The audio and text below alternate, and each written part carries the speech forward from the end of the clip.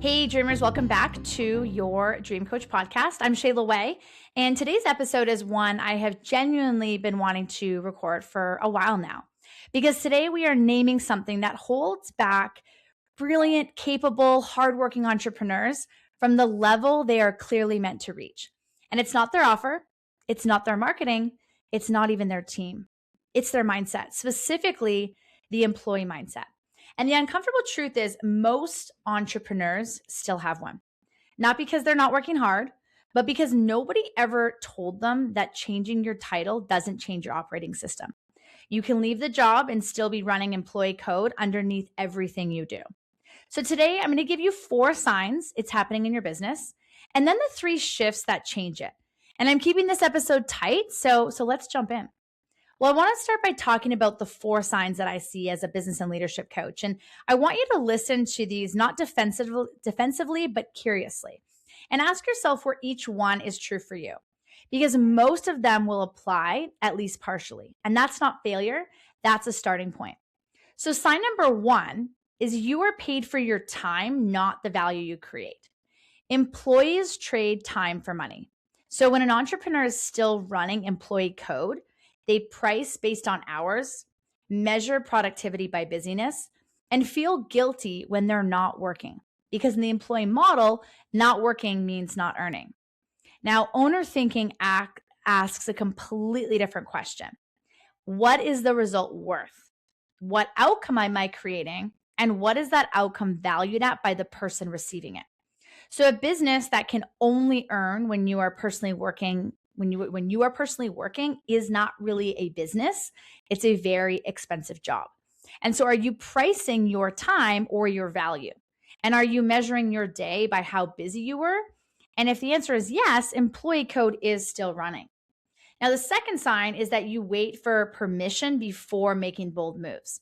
And this one is sneaky because it doesn't always look like waiting. Sometimes it looks like research. Sometimes it looks like being strategic. But underneath it all, the question being asked is it okay if I do this? And that question made sense in corporate. You needed to sign off, right? You needed the chain of command.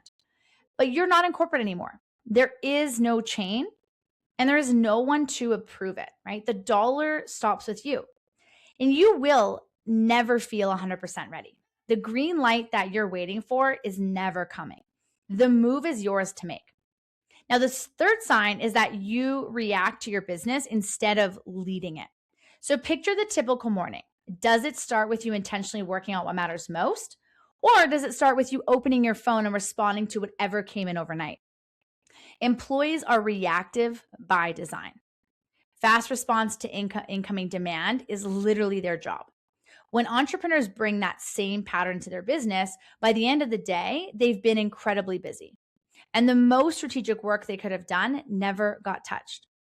Owner thinking means you lead the day before the day leads you. You protect time for what matters before you open the noise. So if you just take a look at your last 5 workdays, what percentage was spent on work that directly moves the business forward? What percentage was spent reacting? And that ratio is your data. Now, the 4th sign, you are building for approval instead of impact. And this is the most subtle sign and the most expensive. Employees are evaluated externally. So they learn to orient their work toward external approval. And when entrepreneurs carry that into their business, it shows up as making decisions based on what will look expensive or impressive, I should say, chasing vanity metrics, and pivoting every time someone has an opinion about their direction. Owner thinking is anchored in impact, in your values, and in the vision for your business that you are actually building, not the one the audience will applaud. Now, the business built from the inside out is the only one that will ever truly fulfill you. So I want to walk through the 3 shift upgrade. So as a coach, there's 3 different shifts that I will coach people on based on where they're at in their businesses. And I want you to pick the one that lands the hardest and start there this week. So shift number 1 is outcome over activity.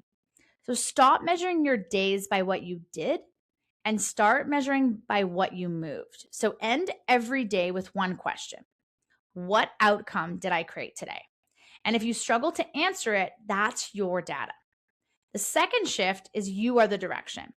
Stop waiting for the market, the audience, or the perfect moment to validate your next move. Get clear on your 3-year vision. Write it down. Lead from it every single day.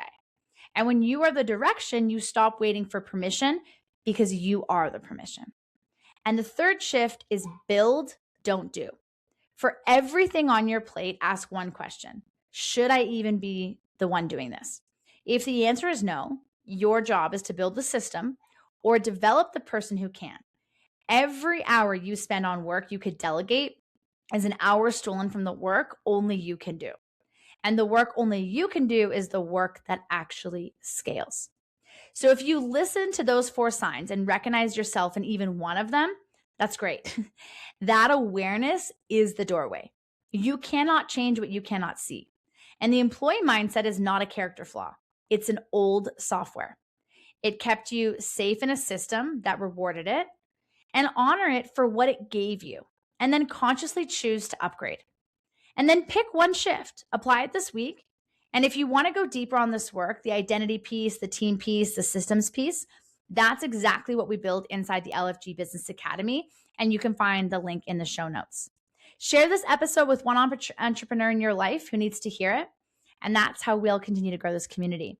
Thanks for tuning in today. And I'll see you next week on your Dream Coach podcast.